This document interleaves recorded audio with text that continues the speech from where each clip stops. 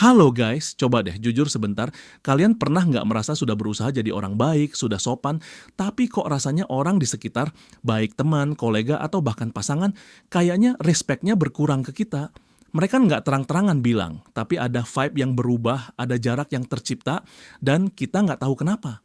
Seringkali masalahnya bukan pada hal-hal besar, seperti janji yang kalian ingkari atau kesalahan fatal yang kalian lakukan, tapi justru pada 5 sikap kecil yang kalian anggap remeh. Sikap-sikap ini adalah silent killer bagi rasa hormat. Dia bekerja pelan, nggak terdeteksi, tapi efeknya destruktif. Di video ini, kita akan bongkar tuntas apa saja 5 sikap kecil itu, dan yang paling penting, bagaimana cara kita mengubahnya. Ini bukan cuma tentang jadi orang yang lebih disukai, tapi tentang membangun otoritas diri dan integritas yang sejati. Jadi siap-siap, karena mungkin 1 atau 2 poin dari daftar ini ternyata adalah kebiasaan yang selama ini kita lakukan tanpa sadar. Tonton sampai habis, karena poin terakhir adalah kesalahan yang paling sering dilakukan oleh orang-orang yang terlalu baik. Sebelum kita masuk ke daftar 5 poin inti, mari kita pahami dulu apa itu respect. Respect atau rasa hormat yang sejati itu berbeda dengan rasa takut atau kepatuhan yang dipaksakan. Rasa hormat yang sejati itu didapatkan, bukan diberikan, hanya karena jabatan atau kekayaan. Respect itu adalah akumulasi dari interaksi kecil yang konsisten dari waktu ke waktu. Coba bayangkan, kita punya semacam rekening bank sosial.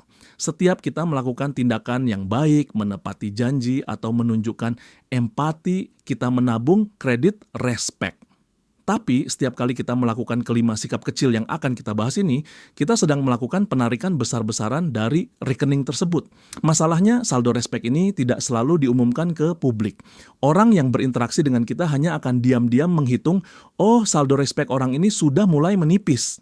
Dan saat saldo itu mencapai 0, mereka nggak akan marah atau konfrontasi, mereka hanya akan fade away, menghilang secara emosional.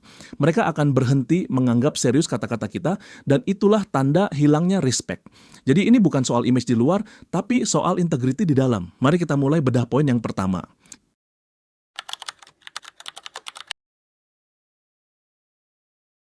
Poin pertama ini seringkali dianggap sebagai antusiasme, padahal sebenarnya adalah bentuk ketidaksabaran yang arogan. Sikap ini adalah kebiasaan selalu memotong pembicaraan orang lain. Kalian pasti pernah bertemu orang seperti ini. Begitu kalian baru mengucapkan 3 kalimat, blip. Dia langsung menyela, entah untuk melengkapi kalimat kalian, menyanggah, atau yang paling parah, langsung mengalihkan topik ke pengalaman dia sendiri. Dalam pikiran kita mungkin berpikir, wah aku ngerti banget, aku harus buru-buru bilang idenya biar dia tahu aku nyambung.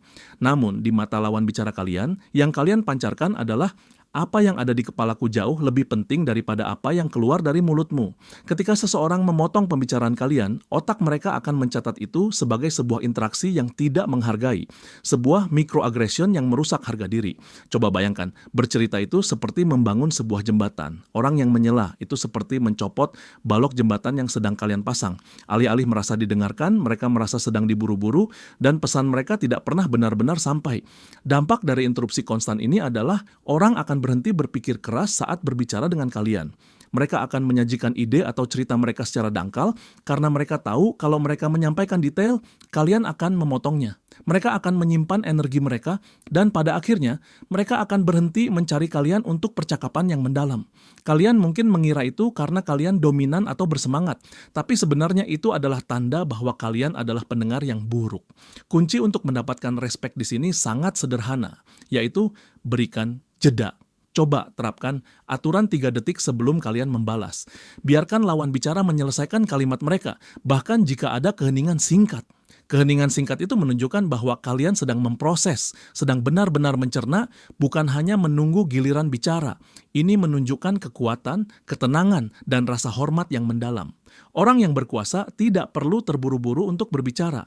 Mereka tahu kata-kata mereka akan didengarkan pada waktunya.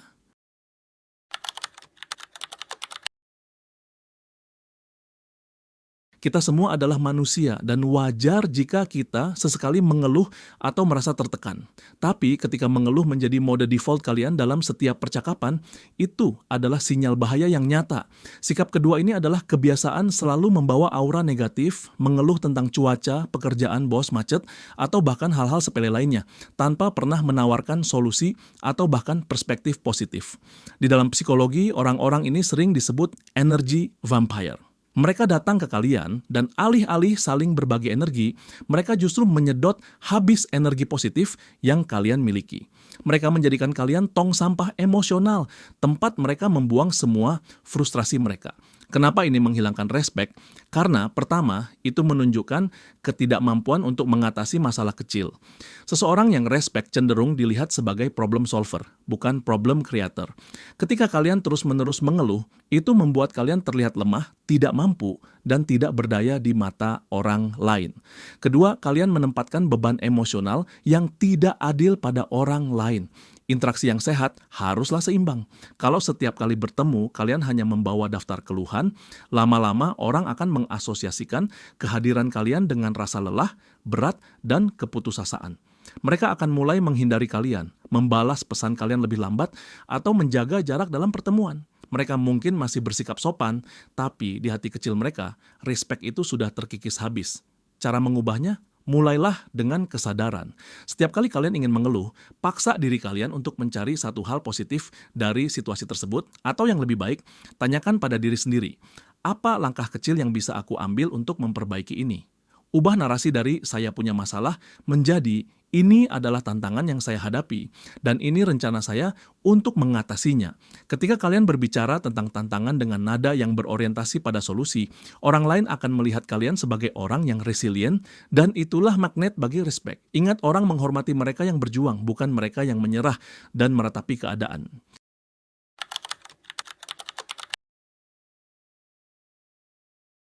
Ini adalah poin yang paling sering dianggap sepele, tapi dampaknya pada respek sangat fundamental. Kebiasaan tidak tepat waktu atau sering ngaret adalah pencurian yang paling halus dan paling merusak.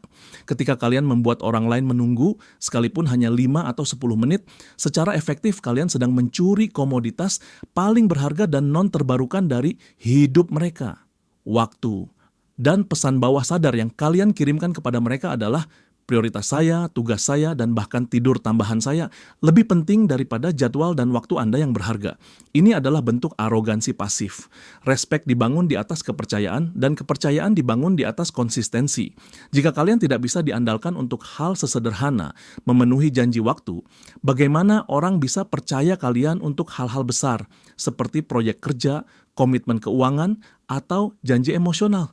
Ketika kalian terlambat, lawan bicara kalian tidak hanya terbuang waktunya, tapi juga merasa cemas, frustrasi, dan diremehkan. Mereka harus menghentikan pekerjaan mereka, menunda pertemuan selanjutnya, dan secara mental mereka harus menyesuaikan diri dengan ketidakpastian yang kalian ciptakan. Bahkan jika mereka tersenyum dan berkata, nggak apa-apa, di dalam hati mereka, saldo respek kalian sudah terpotong. Mereka akan belajar untuk selalu menyiapkan plan B ketika berurusan dengan kalian, dan itu artinya kalian sudah tidak dianggap sebagai orang yang dapat diandalkan. Bagaimana cara memperbaikinya? Sangat mudah. Mulailah menghormati jam, bukan hanya janji. Terapkan aturan datang 10 menit lebih awal. Jika kalian janjian pukul 10, anggap jam janjian kalian adalah pukul 9.50. Jika kalian merasa telat adalah hal yang tidak bisa dihindari, ini menunjukkan kalian tidak menghargai proses buffer atau cadangan waktu. Selalu tambahkan waktu cadangan 15-20% untuk setiap perjalanan atau persiapan. Menjadi orang yang tepat waktu adalah fondasi pertama untuk membangun respek, karena itu adalah bukti nyata bahwa kalian menghargai aset orang lain, yaitu waktu mereka. Itu menunjukkan disiplin diri, dan disiplin diri adalah magnet respek yang tak terbantahkan.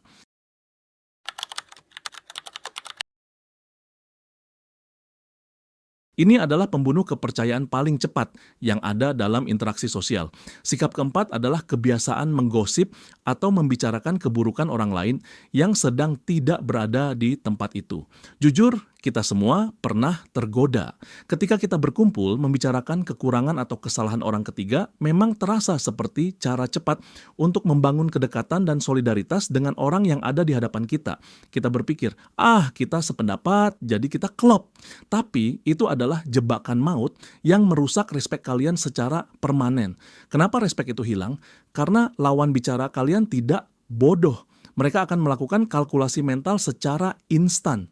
Jika dia bisa dengan santai membicarakan keburukan si A dan si B di hadapanku, maka 100% dia akan membicarakan keburukanku di hadapan orang lain. Kalian mungkin mencoba membangun ikatan melalui gosip, tapi yang kalian bangun adalah fondasi ketidakpercayaan. Kalian secara efektif memproklamirkan bahwa kalian adalah orang yang tidak bisa dipercaya, tidak loyal, dan gemar menusuk dari belakang. Respek membutuhkan rasa aman, dan ketika kalian menggosip, kalian membuat orang di hadapan kalian merasa tidak aman karena mereka tahu mereka mungkin adalah target berikutnya. Ada sebuah pepatah bijak, great minds discuss ideas, average minds discuss events, small minds discuss people. Orang yang berintegritas dan dihargai akan fokus pada ide dan solusi. Orang yang rendah respek akan menghabiskan waktu mereka menguliti kekurangan orang lain.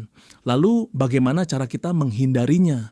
Terapkan aturan 3 pintu sebelum kalian mengucapkan sesuatu tentang orang lain. Lewati 3 pertanyaan ini. 1. Apakah ini benar? 2. Apakah ini perlu?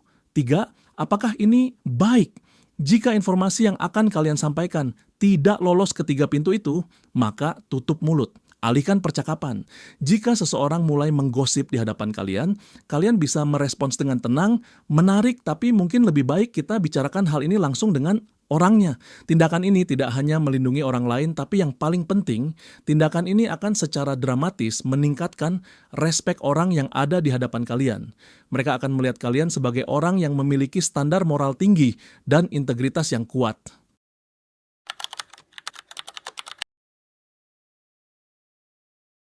Ini adalah poin yang saya sebut sebagai kesalahan orang-orang yang terlalu baik atau memiliki empati yang terlalu tinggi dan seringkali juga berhubungan dengan rendahnya rasa percaya diri. Sikap kelima adalah kebiasaan meminta maaf secara berlebihan, over apologizing, bahkan untuk hal-hal yang sama sekali bukan kesalahan kalian. Misalnya kalian menyela secara tidak sengaja dan langsung bilang, "Ya ampun, maaf banget aku motong." Padahal sebuah permisi atau lanjutin aja sudah cukup. Atau kalian masuk ke ruangan dan bilang, "Maaf, aku boleh gabung," padahal itu adalah tempat yang terbuka untuk umum. Kata maaf kalian menjadi terlalu sering digunakan sehingga kehilangan nilainya. Ketika kalian terus-menerus meminta maaf untuk hal-hal yang tidak perlu, ini menunjukkan kepada orang lain bahwa kalian menganggap keberadaan kalian adalah sebuah gangguan atau beban. Kalian secara tidak sadar memposisikan diri sebagai inferior, seolah-olah kalian harus terus-menerus meminta izin untuk menempati ruang di dunia ini. Respek itu erat kaitannya dengan self-worth, nilai diri. Jika kalian sendiri tidak menghargai keberadaan dan waktu kalian, bagaimana orang lain bisa menghargainya? Dengan terlalu sering meminta maaf, kalian menciptakan citra diri yang rapuh dan tidak berwibawa. Kalian mengajarkan orang lain bahwa mudah untuk tidak menghormati batasan kalian. Lalu, bagaimana cara memperbaikinya? Triknya adalah ubah kata maaf menjadi terima kasih. Ini adalah game changer yang luar biasa. Alih-alih berkata, "Maaf aku telat," yang menyoroti kegagalan kalian, katakan, "Terima kasih sudah sabar menunggu," yang justru menyoroti kebajikan lawan bicara kalian. Alih-alih berkata, "Maaf sudah merepotkan," katakan, "Terima kasih atas bantuan dan waktunya," yang menunjukkan penghargaan. Dengan mengubah fokus dari kesalahan diri menjadi apresiasi pada orang lain, kalian tidak hanya terdengar lebih percaya diri, tapi juga menunjukkan rasa syukur yang tulus. Ini adalah skill komunikasi yang elegan dan berwibawa, dan ini adalah cara instan untuk menaikkan rekening bank sosial kalian dan mendapatkan respek yang sejati.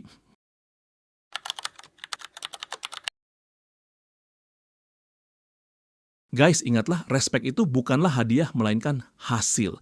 Ia adalah cerminan dari bagaimana kita menghargai diri kita sendiri dan bagaimana kita menghargai waktu serta kehadiran orang lain. Kelima sikap kecil ini Interupsi, negatif, telat, gosip, dan over apologizing adalah kebiasaan yang mudah diabaikan, tapi mereka adalah borok kecil yang jika terus dibiarkan akan menggerogoti integritas dan kewibawaan kita di mata orang lain. Mulai hari ini, mari kita berkomitmen untuk lebih sadar. Terapkan aturan 3 detik sebelum merespons. Hargai jam seolah-olah itu adalah uang. Lindungi integritas dengan menahan lidah dari gosip. Dan yang paling penting, hargai diri kalian sendiri dengan mengganti permintaan maaf yang tidak perlu menjadi ucapan terima kasih yang tulus. Saya janji, begitu kalian mulai memperbaiki 5 micro habit ini, kalian akan melihat perubahan drastis dalam cara orang berinteraksi dan memandang kalian. Kalian akan diperlakukan sebagai orang yang lebih berwibawa, lebih tenang, dan tentu saja lebih dihormati. Nah, dari kelima poin ini, mana nih yang paling sering kalian lakukan tanpa sadar? Jujur, komen di bawah. Mari kita berbagi pengalaman dan saling dukung untuk perbaikan diri. Jangan lupa like video ini kalau kalian merasa ini bermanfaat, subscribe ke channel ini untuk tips self-improvement lainnya, dan share ke teman-teman kalian yang mungkin perlu mendengarkan ini. Sampai jumpa di video selanjutnya dan selalu semangat membangun versi terbaik dari diri kalian.